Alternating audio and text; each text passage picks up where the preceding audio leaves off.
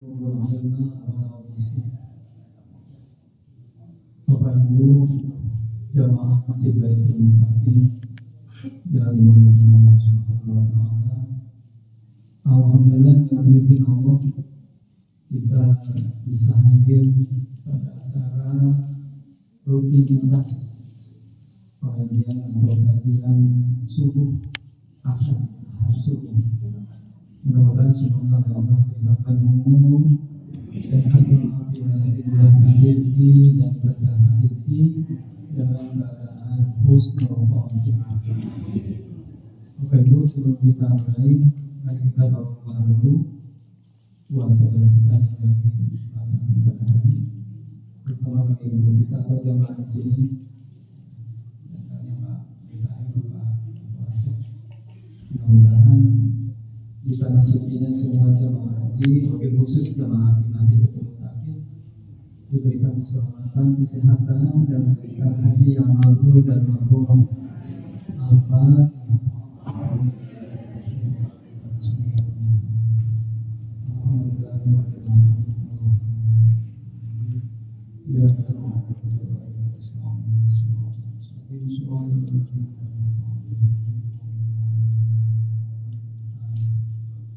Bapak Ibu, ini kajian bukan ceramah yang saya mau kita tanpa asing bahas fikih aja. Sudah saya bahas fikih, nanti kalau kita perlu tanya jawab ya kita tanya jawab. Bismillahirrahmanirrahim. Faslun, mudah-mudahan bahasa Sunda. Faslun hari ini di pasal pamisan salita.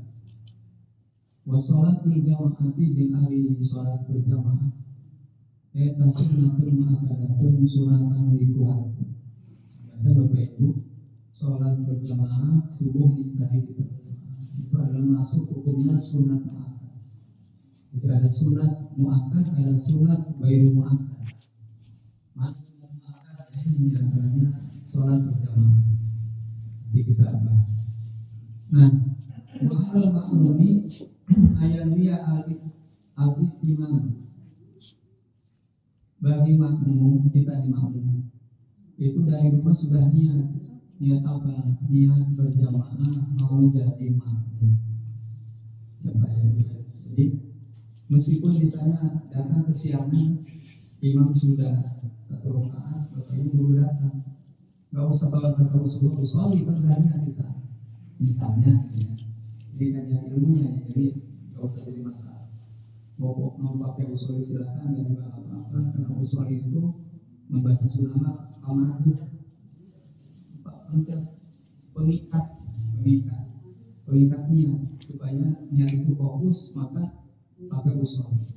Itu yang biasa usul nanti usul justru jadi ribet katanya. Ya silakan Bapak Ibu, kita sudah dewasa, kita sudah berpengalaman menjadi seorang muslim, jadi pengikut Nabi Muhammad yang sangat mulia, tidak usah dipertentangkan, apalagi sampai pasien karena usul itu sudah bukan zamannya.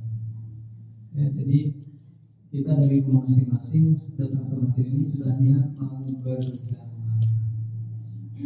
Wa yajuzu ayati ma'al haru bil abdi. Nah, yang kedua, boleh Bapak Ibu kita ini halful. Al-Hur itu artinya merdeka. Kita semuanya merdeka, dewasa, muslim, tidak terikat oleh hukum. Kita tidak terikat oleh hukum, tidak lagi dibui gitu. Nah, kita boleh berjamaah imamnya abid. Abid itu artinya hamba sahaya. Kalau dulu zaman Nabi itu banyak abid yang tidak punya ayah, tidak punya ibu, tidak banyak keluarga, hanya hidup sebatang kara. Nah, kita boleh berjamaah imamnya itu asal laki-laki. Tidak boleh kita laki-laki, imamnya ibu-ibu nggak boleh. Meskipun gelarnya profesor doktor, tetap ibu itu tidak boleh jadi imam, sementara makmumnya bapak-bapak. Meskipun bapak-bapak hanya lulusan SD, misalnya ini ada profesor ibu-ibu, tetap harus bapak-bapak yang lulusan SD. Itu seperti itu aturan dari Rasulullah SAW. Nah, kemudian wal balik bil marwah. Ya. Jadi harus balik Jadi si Hamid yang masih baru 12 tahun belum, karena masih belum balik. 12 tahun ukuran sekarang belum balik untuk sholat, minimal imam sholat itu minimal 14 atau 15 tahun si anak remaja. Walatasihu, yang ketiga walatasihu kesah namun kudratul rajulin bimra'atin, tidak sah berjamaahnya seorang laki-laki bermakmum kepada perempuan. Ini latasihu jeung teu sah naon kudratul rajulin miluna, maksudnya berjamaahnya si laki bimra'atin ka awewe. Jadi seorang laki-laki tidak boleh berjamaah sementara imamnya perempuan. Itu sudah aturan. Walau qori bi ummi, juga tidak boleh orang yang ngerti, qori artinya orang yang ngerti, paham, bacanya bagus, fikihnya paham, tafsirnya yang minimal paham. Itu tidak boleh jadi makmum sementara imamnya bacanya begini. Bismillahirrahmanirrahim. Alhamdulillahirabbil alamin. Nah, itu enggak boleh. Enggak boleh orang yang jadi imam seperti itu. Bayangkan apa namanya? Udan bapak-bapak terutama yang merasa belum fase, belum bisa, selama masih ada yang bisa aja dulu. Yang bisa aja dulu. Syaratnya begini Pak, punten catat ya. Pertama kata Nabi, syarat jadi imam itu pertama harus fasihun. Fasihun itu ya fasih. Misalnya begini. Bismillahirrahmanirrahim. Jadi fasih itu menempatkan huruf hijaiyah sesuai dengan tempatan, sesuai dengan makhrajnya. Ya, kan makhraj hijaiyah itu kan ada yang disebut namanya itu huruf halaq, ada izhar, ada ikhfa, ada idgham, ada iqlab, macam-macam itu. Itu juga dibagi-bagi. Ada idgham bi gunnah, ada idgham bila gunnah. Itu harus paham itu. Tidak boleh tidak paham. Kalau itu tidak paham maka akan injur nanti berjamaah. Repot nanti. Repot apa? Kalau si makmumnya ngerti nanti itu bisa jadi repot, itu bahkan bisa jadi batal. Ya, jadi syarat imam itu yang pertama fasihun, fasih bacaan. Qori maksudnya fasih bacaan. Yang kedua alimun, alim itu artinya ngerti tentang Islam, tentang hukum fikih terutama. Jadi kalau misalnya di masjid ini ada yang nanya, nah si imam itu harus bisa menjelaskan. Ya. Harus bisa menjelaskan, tidak boleh tiba-tiba berjamaah, nggak bisa begitu. Ibadah itu kan kata ulama, wa kullu man bi ghairi ilmin ya'malu amaluhu mardudatun la yuqbalu. Sahajama beramal kejeun ilmuna maka eta amanah diterima. Jadi beramal itu harus dengan ilmu, ya, tidak boleh tidak dengan ilmu. Contoh misalnya masalah lain, kemarin kan masalah kurban, banyak kita ada selalu ada saja ribut masalah kurban, terutama masalah kulit. Jadi ributnya masalah kulit itu. Bapak Ibu, kurban itu kan makanya kita suka menitipkan ya. Kita sudah jadi budaya menitipkan ke DKM atau ke masjid ya.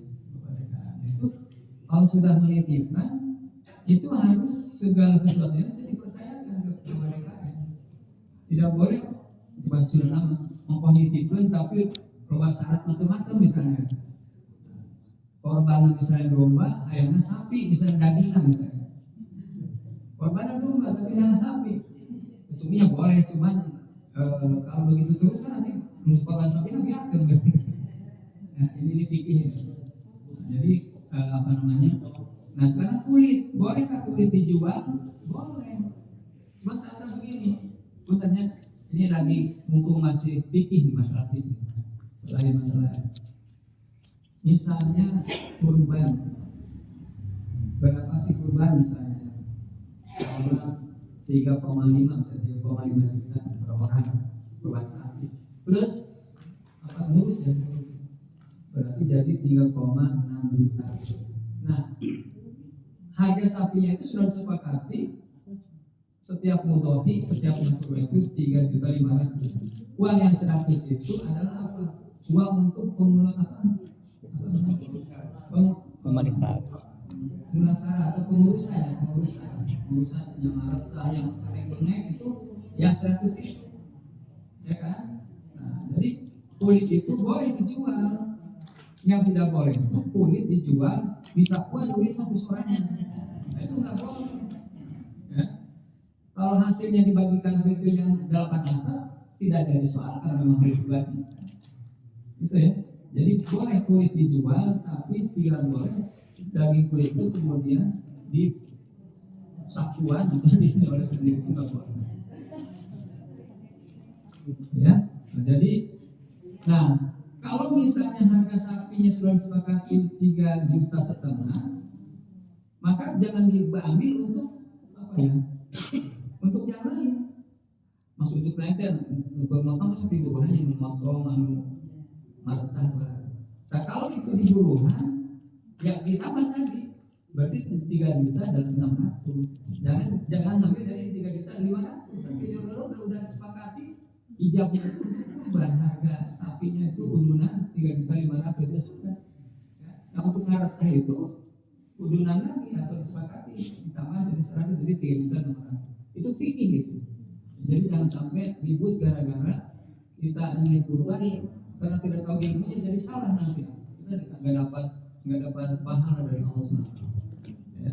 Itu satu. Yang kedua nih, Bapak Ibu misalnya gini, ya Allah, kalau anak saya lulus di ITB misalnya, ya Allah kalau anak saya lulus di ITB, anak pertama pesantren, anak kedua nih anak saya pengen ke ITB, kalau lulus, insya Allah tahun depan saya akan kurban.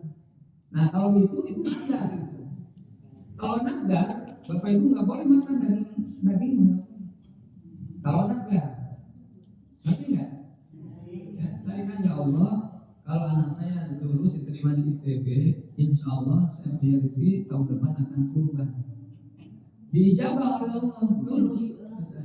Nah maka harus dilaksanakan itu tahun depan, itu harus kurban, dan kurban itu masuk kepada nadar.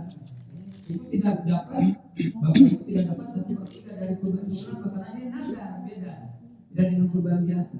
Kalau kurban biasa kita punya bagian 1/3. Maaf ya sedikit keluar dari fikih ini sama-sama fikih. Baik, yang berikutnya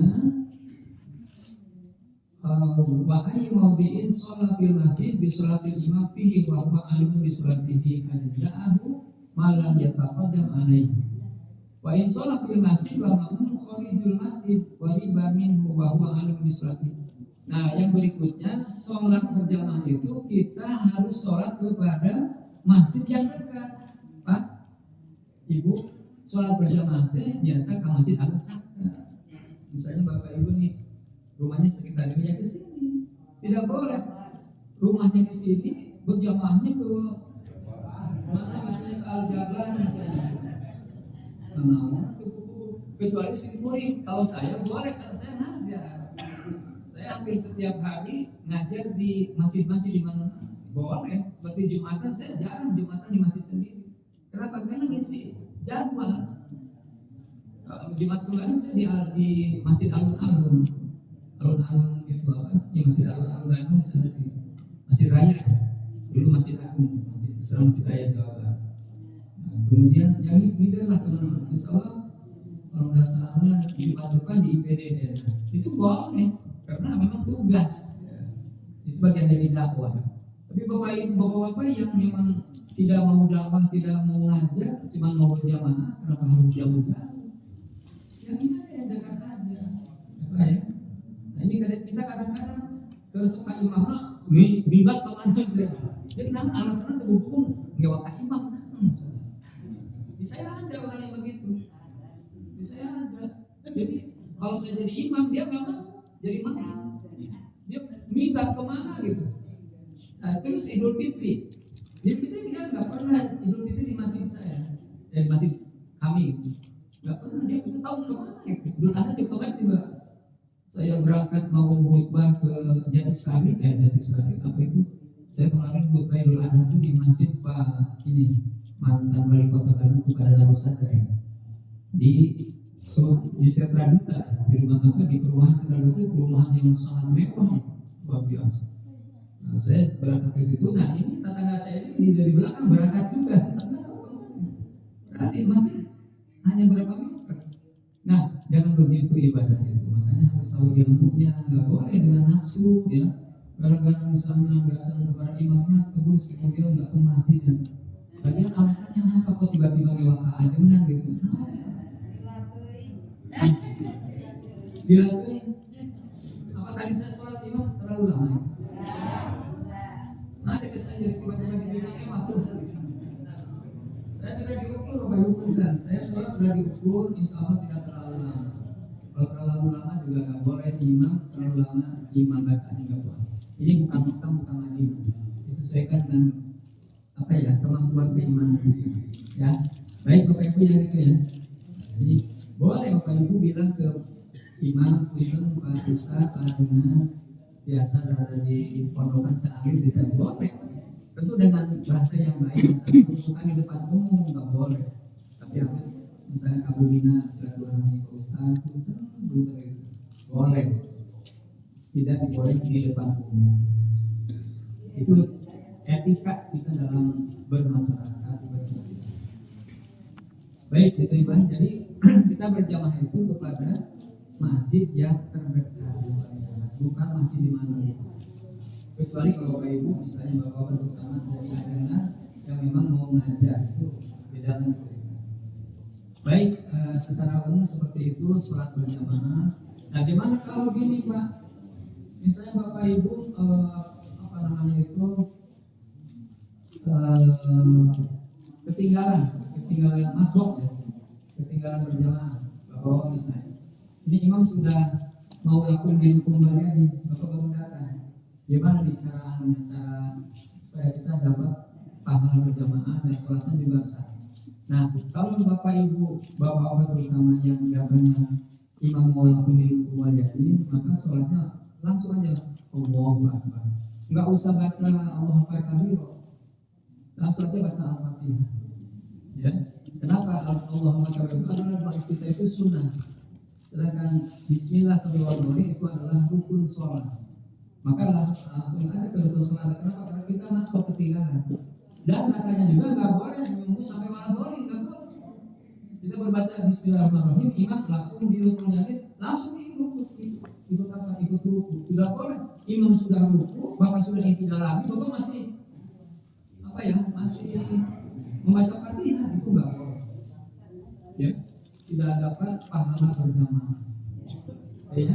Jadi meskipun baru Bismillahirrahmanirrahim, kalau imam sudah lakukan di ruku menjadi, ikuti saja ruku mengikuti imam. Kenapa? Karena kita sudah di handle oleh imam. Ya, sholatnya sah 100% dan dapat pahala berjamaah. Ya Bapak ya. Gimana kalau begini? Ini ilmu nih ya. Ya Bapak-bapak ini kan barisan pertama nih, barisan kedua. Nah ini barisan ketiga ini masih kosong. Bapak baru datang. Boleh supaya ngejar supaya masuk berjamaah. Boleh di situ Allahu Akbar. Ya misalnya nih barisan kan 1 2 tuh. Bapak baru datang sini. Belum nyampe ke barisan belum. Tapi karena takut imam keburu boleh di sini. Allahu Akbar.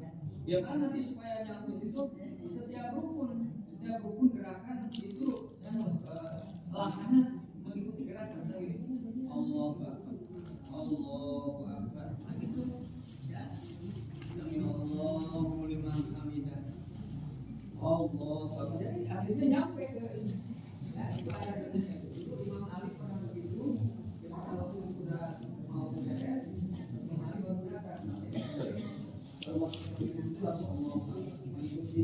Jadi akhirnya sholat berjamaah itu pahalanya biasa dan ikut juga barisan.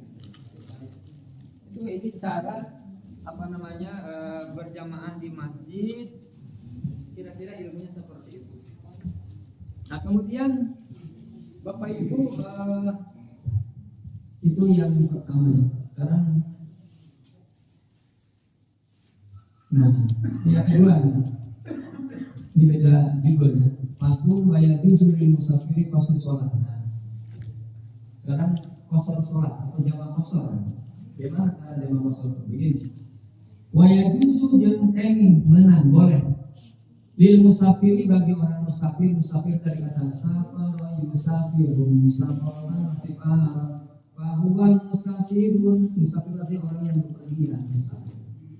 Ya, orang yang keluar dari rumah bepergian, misalnya mau kerja, mau silaturahmi, mau apa. Nah, di mana nih? Wa yajuzu lil musafiri qasru sholati arba'iyati bi khamsi salawat. Bagi orang yang musafir boleh mengqasar sholat, ya, yang bangsa rubaiyah. Rubaiyah itu yang bangsa 4 rakaat. Misalnya zuhur boleh dikosor, asar boleh dikosor, isya boleh dikosor, subuh dan maghrib tidak boleh dikosor. Kalau di jamak boleh maghrib di jamak boleh. Subuh tidak boleh dikosor, tidak boleh di jamak. Kita begini, isya mau ditarik ke subuh itu nggak boleh. Saya rusuh ya, mereka Jakarta dari kosore dari subuh di Jakarta, misalnya ditarik ke subuh nggak boleh. Atau misalnya subuh ditarik ke isya juga tidak boleh. Atau misalnya subuh ditarik ke zuhur juga tidak boleh. Jadi semua berdiri sendiri. Subuh tidak boleh dikosor, tidak boleh dijamak. Atau subuh dikosor lebih apa? 2,2? No. Jadi yang bisa dikosor itu zuhur, asar, isya. Ya kan? Nah, bagaimana caranya? Misalnya begini. Bapak misalnya jam 11 nih. Jam 11 mau ke Cirebon misalnya. Mau pulang ke Cirebon 11 siang ya. Nah, gimana nih supaya di jalannya juga selamat, tidak berada dulu gitu. Tapi kita sholatnya juga sempurna gimana? Ada ya, begini. Ketika Bapak berangkat, boleh Bapak lihat jamaknya jamak takdim, boleh. Nah, gimana sholatnya ketika nyampe Sumedang? Nyampe Sumedang misalnya jam 1 misalnya. Nah, itu Bapak sholat dulu di situ. Niatnya kan ya jamak takdim berarti 2 rakaat zuhur, asar tarik. Karena takdim 2 rakaat zuhur beres salamanipun, jangan ngobrol, langsung berdiri sholat asar 2 rakaat. Paham ya? Nah, itu namanya jamak takdim, boleh begitu. Nah, yang kedua kata Bapak atau kata Ibu, nanti udah nyampe di Cirebon. Nah, berarti kalau sudah nyampe Cirebon, itu jamaknya niatnya jamak akhir. Ya kan? Kalau jamak takdim takut habis zuhurnya. Paham ya? Nah, jadi kalau misalnya niatnya nanti di Cirebon atau di Jogja, misalnya tempat nanti itu boleh niatnya jamak akhir. Berarti zuhur ditarik ke asar. Itu ya, zuhur ditarik ke asar. Seperti itu cara sholat berjamaah. Nah, terus begini Bapak Ibu. Bapak Ibu kan sudah rutin nih, saya lihat wajahnya sudah ahli berjamaah, ahli ibadah semuanya. Ada yang kurang di sini ada di orang teman. Ada 3 orang yang nggak hadir. Nah, Bapak Ibu sudah biasa berjamaah, biasa pengajian. Satu hari, ya, ini ilmu ya. Ada nih, satu hari Bapak Ibu pulang ke Cilacap misalnya, atau ke Pangandaran misalnya, atau ke Ciamis, atau ke Tasik, silakan. Berarti kan nggak ikut berjamaah tuh, ya kan? Berarti kan nggak ikut berjamaah. Bapak Ibu jangan khawatir, berjamaah Bapak Ibu yang sudah biasa, sudah rutin, sudah istiqomah. Maka kata Nabi, dia tetap mendapatkan pahala berjamaah. Asal sudah rutin, sudah istiqomah. Beda jangan berjamaah sebulan sekali tidak asuh kita. Sebulan sekali berjamaah tidak dapat pahala berjamaah. Kalau musafir ya musafir. Tapi bagi orang yang sudah rutin berjamaah, satu hari dia pulang kampung, maka jadi musafir, tetap dia dijamin oleh Allah mendapatkan pahala berjamaah dan pahala karena sudah rutin. Kenapa? Pasti Bapak Ibu nanya, kenapa sih? Ya kan logikanya begini, orang yang sudah rutin, ini udah rutin. Kalau dia nggak bepergian pasti kemana? Kalau dia nggak bepergian pasti kemana? Ke masjid, kan itu logikanya kan? Kan orang istiqomah kan? Jadi orang yang sudah istiqomah, kalau dia tidak ada masalah apapun pasti ke masjid. pasti ke masjid. Beda dengan yang sebulan sekali. Itu yang satu. Yang kedua misalnya, Bapak Ibu sakit misalnya, namun ini contoh saja, bukan berarti Bapak Ibu harus sakit tidak. Kita ingin sehat semuanya. Nah ini andai kan sakit misalnya. Nah sampai dirawat misalnya di Al-Islam, ya, 1 hari 1 malam, berarti kan tertinggal berjamaah. Tetap Bapak Ibu mendapatkan pahala berjamaah subuh, zuhur, asar, maghrib, isya dan subuh lagi dengan catatan tadi istiqomah. Nah, kenapa? Sama tadi. Kalau tidak sakit berarti ke masjid. Kalau tidak sakit pasti ke masjid. Karena dia sudah merasa nyaman berjamaah di masjid itu, ada bimbingan kiai, ada bimbingan guru, kalau ada masalah di sananya itu nyaman berjamaah. Yubatu kurang sholat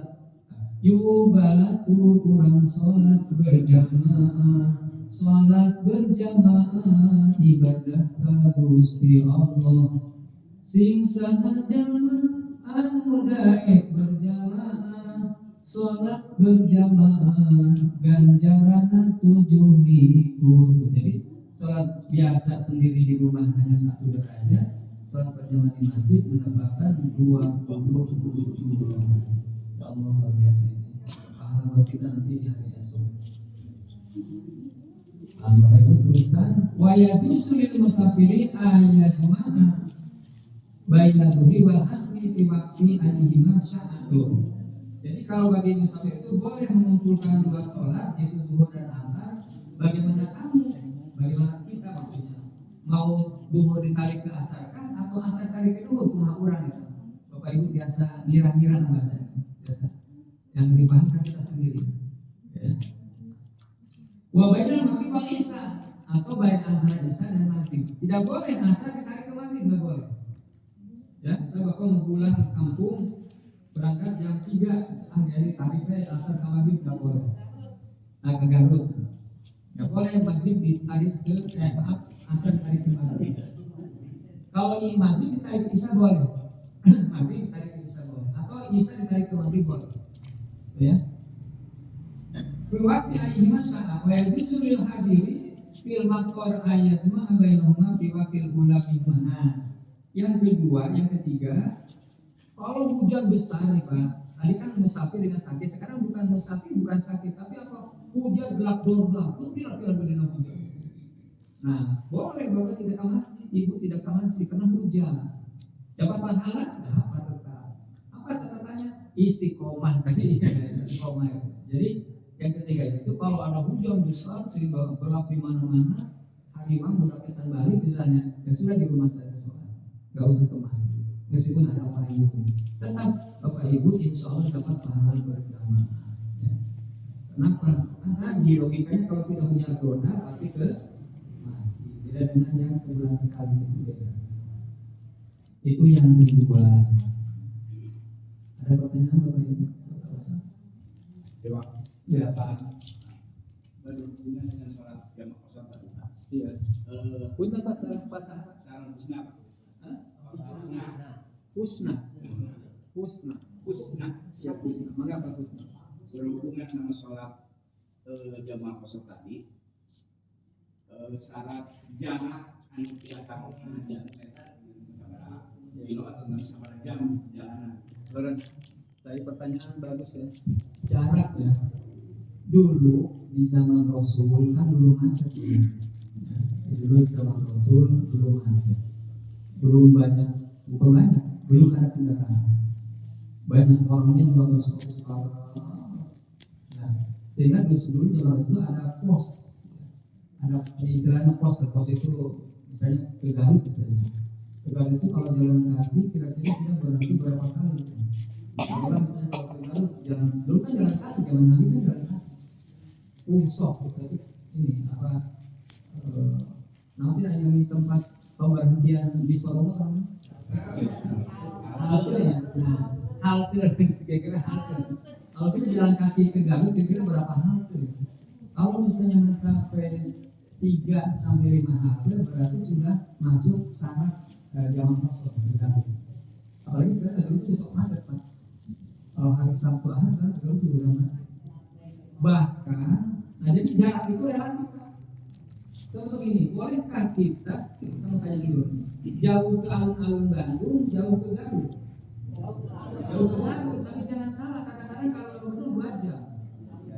Simpuri upami Barnaula, Kastia Budi, Cakat Budi, itu 2 jam. Macetnya, apalagi hari Senin, ya Allah macet. Ke Garut nggak jam seberapa, ke Setiabudi 2 jam. Nah berarti, kalau misalnya Bapak Ibu mau ke Setiabudi, ya sampai 2 jam, boleh dikosor, boleh jangan kosor, asal sana tadi macetnya luar biasa. Ya kalau tidak macet nggak boleh. Paham ya? Atau misalnya Bapak Ibu mau bare shopping, bare ke pasar baru, belanja, dari situ sudah macet luar biasa, di mana macet. Boleh kan jangan kosor? Boleh. Ya. Jadi ukurannya bukan jarak lagi sekedar, tapi apa? Kalau bahasa pikir disebutnya alat hukum. Alat hukum artinya alasan hukum. Mana alasan hukumnya? Macet itu jadi alasan hukum. Ya. Sama dengan mendirikan masjid. Di kampung saya sampai hari ini Pak, musola sudah 22, tetap masjid 1. Tidak boleh didirikan masjid. Itu oleh Ustadz ya, teman saya juga Ustadz kampung gitu. Kata saya itu kenapa sih jadi ribut ya? Dirikan aja masjid lagi di sana yang jauh ke masjid ini. Tapi tetap aja. Udah ini masih karung aja. Untuk masalah karung, ibadah itu nggak ada kaitan dengan karung. Tapi tetap itu ya. Jadi kebutuhan. Kalau misalnya rumah warga itu jauh ke masjid yang pertama, boleh mendirikan masjid lagi. Dengan catatan ada jamaah, ada warganya dan jauh itu kalau di kampung 2 kilo misalnya, itu kan belum masuk jauh gitu.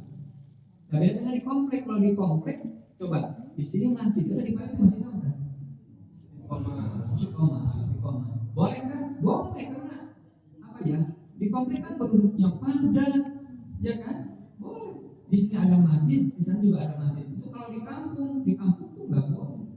Karena kampung kan relatif penduduknya relatif jarang. Ya, jadi seperti itu Pak ukurnya Pak. Jadi kadang-kadang jarak itu tidak berlaku. Bisa dikalahkan oleh macet atau penduduknya padat. Tapi Pak Ustadz ya, iya. Saya juga kadang-kadang saya suka di kosong kalau lagi ke kampus. Tapi bukan lagi ngajar, lagi apa ya? Ada keperluan aja, silaturahmi. Boleh. Ya. Tapi kalau saya mau ngajar nggak boleh. Nah ini, saya ngajar di Setiabudi, macet. Tetap saya tidak boleh mengkosor duhur ke asar atau asar ke duhur. Kenapa? Karena sudah biasa. Jadi pekerjaan saya ke sana ke kampus. Nanti apa? Kalau sudah jadi pekerjaan tidak boleh seperti gini. Supir angkot tidak boleh mengkosor sholat. Loh pada macet. Kamu kan udah kerjaannya di situ. Ya, kecuali kalau kita ini kan bukan supir angkot, karena tidak setiap hari ada di jalan gitu. Nah itu seperti itu Pak. Gitu. Maka boleh. Saya pun kalau ke Setiabudi atau ke Ledan mau silaturahmi, macet luar biasa. Boleh di jamaah kosong. Kenapa? Karena bukan mau ngajar ini Mas. Kan hanya silaturahmi kan tidak setiap hari. 13 kali, kadang 1 tahun sekali. Itu yang Pak Ustadznya. Baik Bapak Ibu masih ada tentang jamaah kosong. Nah, kalau tidak ada kita lanjut. Dalam fasul berikutnya, fasul basora itu jubil jumati sabat asyana. Ini kalau bapak-bapak ya, terutama di pasal ini syarat wajib berjamaah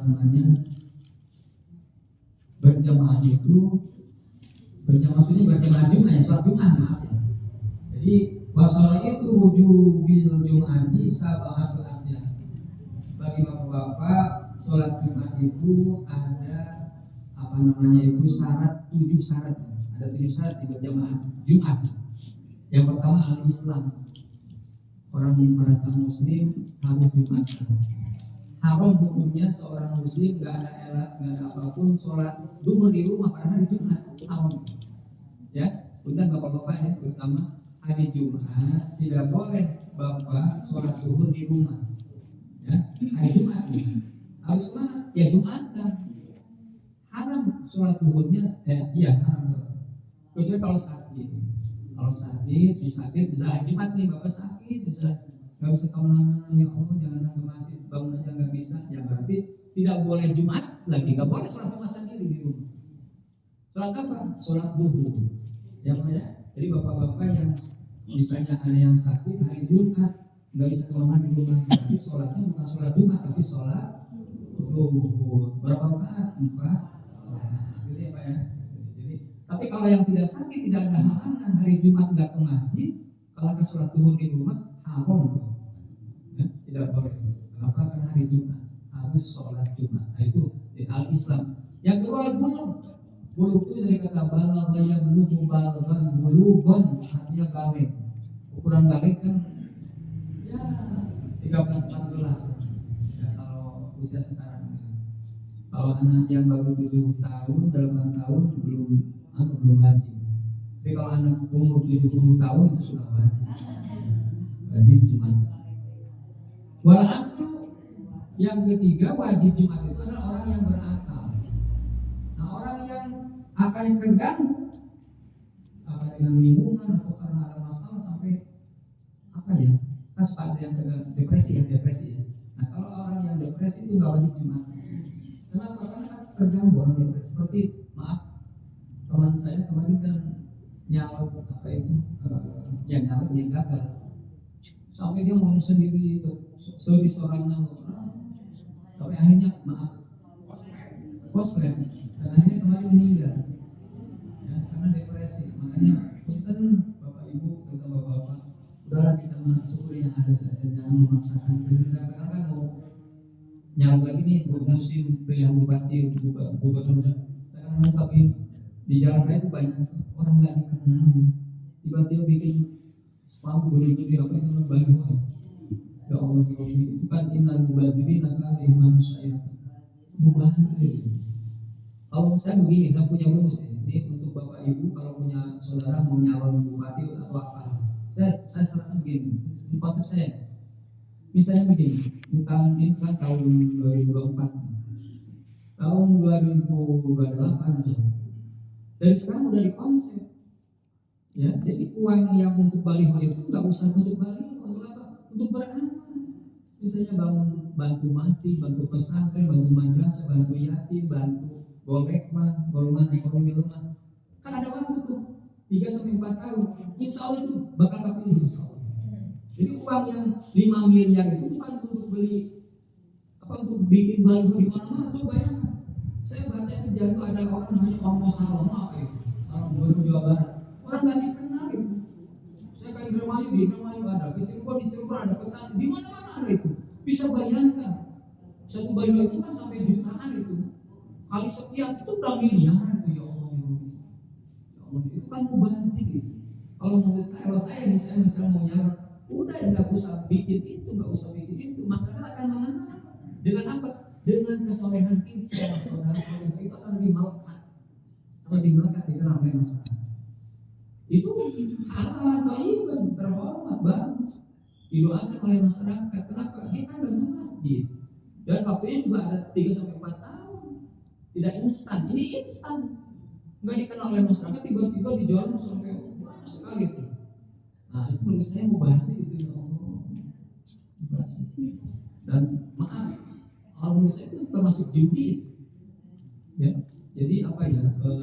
Ya nilai judinya tinggi di situ karena itu kan apa ya? Apa? Susu ganan ya. Nah susu ganan, betul susu ganan itu nggak boleh. Baik, kemudian apa?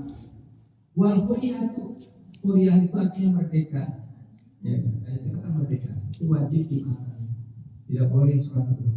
Kemudian wal kuliah itu lelaki. Ibu-ibu tidak wajib Jumatan.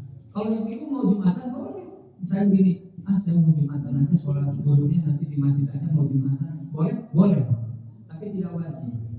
Ya, ibu-ibu mau sholat Jumat, mengikuti bapak-bapak boleh.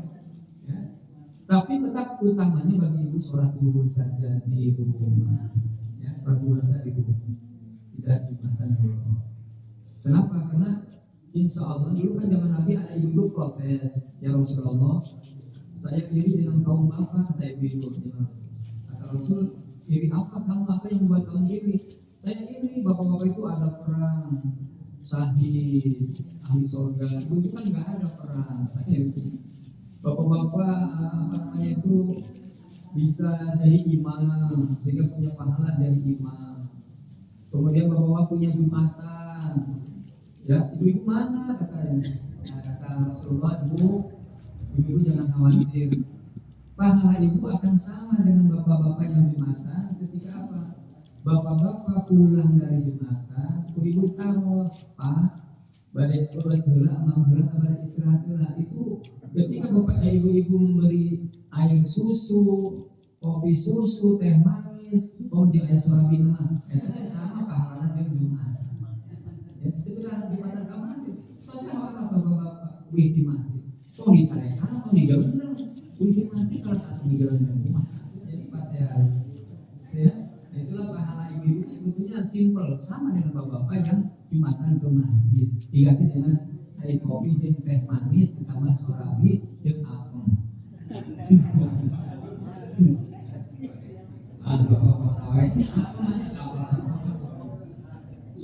Wasihat tuh jadi sehat. Jadi sholat berjamaah itu syaratnya sehat. Kalau sakit nggak bisa, jangan dipaksakan, jangan dipaksakan. Wal istiqon dan kuat. Jadi kalau bapak maaf ya, ada yang jalan sih bisa ke masjid tapi apa ya? Tuhan supaya mapana iya agak tapi yang begitu nggak usah dipaksakan, nggak usah dibumi. Justru kalau dipaksakan biasa lebih di jalan kan. Nah, itu istiqoah itu di situ. Jadi bagi yang mampu saja. Bagi yang lagi sakit jangan dipaksakan mentang-mentang kata artinya sholat berjamaah itu adalah fardu halnya 27 derajat. Bagi yang sehat, bagi yang sakit untuk sementara jangan dipaksakan, bisa jadi tambah. Bapak Ibu mohon maaf saya tidak diteruskan tanya jawab karena habis kurang dari saya harus ada ke komandukan. Ya, ada komandukan nyetir sendiri saya. Jadi harus istirahat, harus jaga kondisi, dan saya mau doakan Bapak Ibu mudah-mudahan saya sehat panjang umur. Dan mau doanya ini saya lagi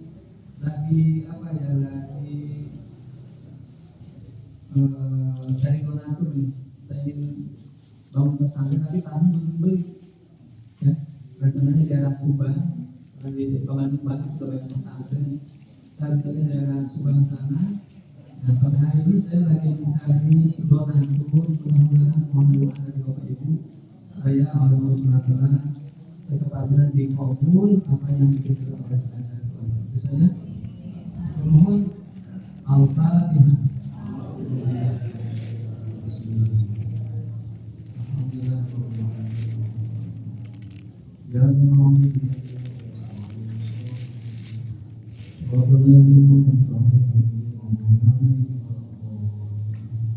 Bapak Ibu, kata Nabi, orang yang paling dekat dengan aku nanti di yaumil akhir adalah orang yang sering membaca sholawat. Ya, insya Allah saya bacakan hadisnya ya, saya mau ngambil dan ini hadisnya. Aulan nasi bi, kata Nabi, aulan nasi bi yaumil qiyamah aktaruhum, ya kan alaiya sholat. Kata Nabi, orang yang paling dekat nanti di yaumil qiyamah dengan aku dekat sekali, kata Nabi, adalah orang yang banyak membaca sholawat kepada aku. Oleh karena itu, yuk kita biasakan membaca sholawat apapun, mau sholawat nabiyah, mau sholawat mufarijah, mau sholawat asyifah, yang penting sholawat. Apa itu? Karena ta'zim kepada Nabi kita Muhammad Rasulullah SAW. Assalamualaikum warahmatullahi wabarakatuh.